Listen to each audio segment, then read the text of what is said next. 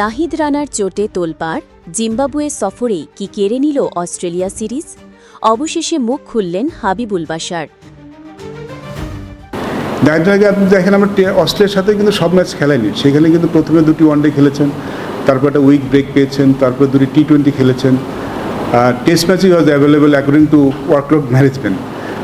Test ম্যাচে তারপরে আমরা বাড়তি সতর্কতা হিসাবে অস্ট্রেলিয়া যেহেতু একটা ইম্পর্টেন্ট সিরিজ আমাদের, সেই সতর্কতা হিসাবে আমরা টেস্ট ম্যাচ খেলেন, যেটা আমরা প্রথমে ব্যাখ্যা করেছিলাম কেন আমরা তিনজন ফাস্ট বোলার আমাদের রেগুলার নেই অস্ট্রেলিয়া। বাংলাদেশ ক্রিকেটের তরুণ পেস সেন্সেশন নাহিদ রানার চোট নিয়ে গত কয়েক সপ্তাহ ধরেই চলছে তুমুল আলোচনা।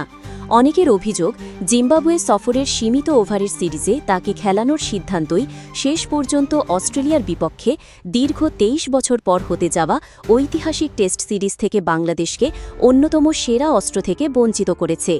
এই বিতর্কের মধ্যেই পুরো বিষয়টি নিয়ে বিস্তারিত ব্যাখ্যা দিয়েছেন বিসিবির প্রধান নির্বাচক হাবিবুল বাশার সুমন।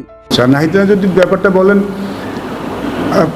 আমরা যখনই কোনো প্লেয়ার সিলেক্ট করি, মানে যখন ধরেন যে কোনো player, not only Nahid Rana আছে, এখানে আমাদের তাসকিন আছে, আমাদের শরীফুল আছে, মুস্তাফিজ আছে, কিংবা তহিদিদারের কিন্তু একটা টেনিস এলবোর একটা সমস্যা আছে, যেটা তিনি অনেকদিন ধরে খেলছেন। সো আমাদের কাছে একটা অ্যাসেসমেন্ট আমরা চাই, একটা অ্যাভেলিটি চাই মেডিকেল ডিপার্টমেন্ট এবং কনসার্ন যারা ম্যানেজমেন্ট আছেন, যারা ওয়ার্কলোড ম্যানেজমেন্ট করে থাকেন, প্লেয়ারদের ইঞ্জুরি নিয়ে কাজ করেন, তাদের সাথে একটা আমরা রিপোর্ট নিই যে who is available, who is not.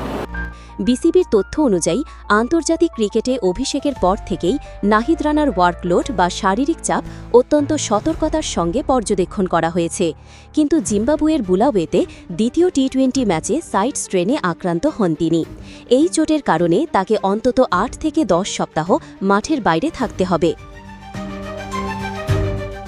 All fit to play test matches, তারপরে আমরা বাড়তি সতর্কতা হিসাবে কিন্তু আমরা টেস্ট ম্যাচটা তাদেরকে খেলাইনি, তিনজন ফাস্ট বোলার খেলাই। ওডিআইতে জাস্ট ফাইন, এবং যদি দেখেন ওডিআইতে সেখানেও 3টা ম্যাচে 2টি ম্যাচ খেলেছে, এবং টি-20তে একটি ম্যাচ খেলে সেকেন্ড ম্যাচ খেলে যে ব্যথা পেয়েছে। সো আমার মনে হয় এটা আনফর্চুনেট। এটা আসলে আপনি না খেলতে পারতেন ডেফিনেটলি। আমরা ওডিআই সিরিজটা আমাদের জন্য টেস্ট হিসেবে অংশ ছিল না, টেস্ট না মানে ওয়ার্ল্ড কাপের অংশ ছিল, টি-20 ছিল না, টি-20টা ওই 2 বছর পরে। সো সেখানে এই ঘটনার পর থেকেই সামাজিক যোগাযোগ মাধ্যম সহ ক্রিকেট অঙ্গনে সমালোচনার ঝড় ওঠে। অনেকের প্রশ্ন, তুলনামূলক কম গুরুত্বপূর্ণ একটি সিরিজে নাহিদকে খেলানোর প্রয়োজন ছিল কি, বিশেষ করে সামনে যখন অস্ট্রেলিয়ার মতো শক্তিশালী দলের বিপক্ষে গুরুত্বপূর্ণ টেস্ট সিরিজ অপেক্ষা করছিল।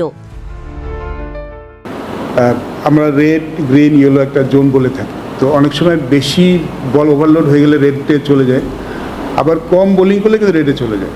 So he has to bowl enough, মানে এনাফ ওভার করে ওইখানে গ্রিন জোনে যেয়ে তারপরে আপনার টেস্ট ম্যাচ খেলতে হবে। সো তাকে কিছুটা খেলতেই হতো। মানে আপনি যদি ফাস্ট বোলার না খেলে বসে রাখেন, আমাদের যে এখন যেইটা কাজ করা সেটা বলে, সেটা কিন্তু ভালো নয় বোলার জন্য। সো একটা যে কোনো ম্যাচ খেলার আগে আপনাকে সার্টেন অ্যামাউন্ট অফ বল করে তারপরে প্রিপেয়ার হয়ে যেতে হবে। সো বেশি বল করাও মানে রিস্কি, ওভারলোড চলে যায়।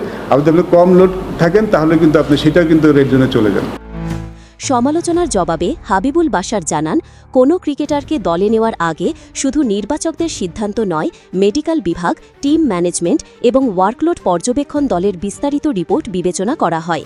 তাদের মূল্যায়নের ভিত্তিতেই সিদ্ধান্ত নেওয়া হয় একজন খেলোয়াড় খেলার জন্য সম্পূর্ণ প্রস্তুত কিনা। জিম্বাবুয়ে সফরে নাহিদের ওয়ার্কলোড কিভাবে পরিচালনা করা হয়েছিল সেটিও ব্যাখ্যা করেন প্রধান নির্বাচক। এই লাগাটা তো অস্ট্রেলিয়াও লাগতে পারতো, কারণ আপনি fact is you all know you played, you seen enough cricket and enough cricketers. আপনি একজন ফাস্ট বোলারের যতই চেষ্টা করেন ইঞ্জুরি মুক্ত রাখার ফাস্ট বোলার, আপনি যদি ফাস্ট বোলার হিস্ট্রি দেখেন, ইজ ডিফিকাল্ট। আপনি মিনিমাইজ করতে পারেন, বাট ফাস্ট বোলার বোলিং করবে, ইঞ্জুরি হবে না, এটা আসলে যতই আপনি চেষ্টা করেন ইজ ডিফিকাল্ট। বাট আমরা কিন্তু অনেক অনেক মেনটেন করছি, অনেক তার প্রতিটা মুহূর্ত এক্সট্রা কেয়ারও নেওয়া হচ্ছে। তারপর যদি যখন কি ইনজুর হয়ে যায় তাহলে আসলে আমি বলবো এটা দুঃখজনক আমাদের সবার জন্য। তিনি জানান, হারারের একমাত্র টেস্টে নাহিদকে বিশ্রাম দেওয়া হয়েছিল। এরপর 3 ম্যাচের ওয়ানডে সিরিজের প্রথম 2টি ম্যাচ খেলেন তিনি, তারপর প্রায় 1 সপ্তাহ বিশ্রাম পান। পরে 2টি টি-20-র প্রথমটি খেলেন এবং দ্বিতীয় ম্যাচেই চটে পড়েন। বাশারের দাবি, পরিকল্পনা অনুযায়ী নাহিদ টেস্ট খেলার জন্য প্রস্তুত ছিলেন, তবে অস্ট্রেলিয়া সিরিজের গুরুত্ব বিবেচনা করে বাড়তি সতর্কতা হিসেবে তাকে জিম্বাবুয়ের বিপক্ষে টেস্টে খেলানো হয়নি।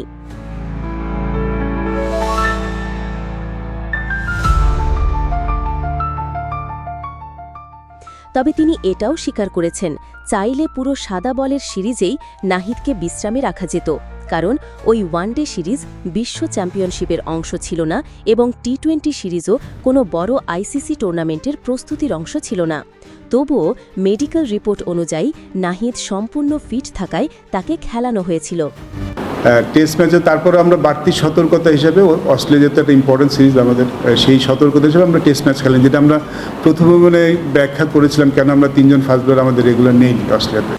এখন প্রশ্ন একটাই, এটি কি শুধুই দুর্ভাগ্য নাকি পরিকল্পনার কোথাও ছিল ভুল?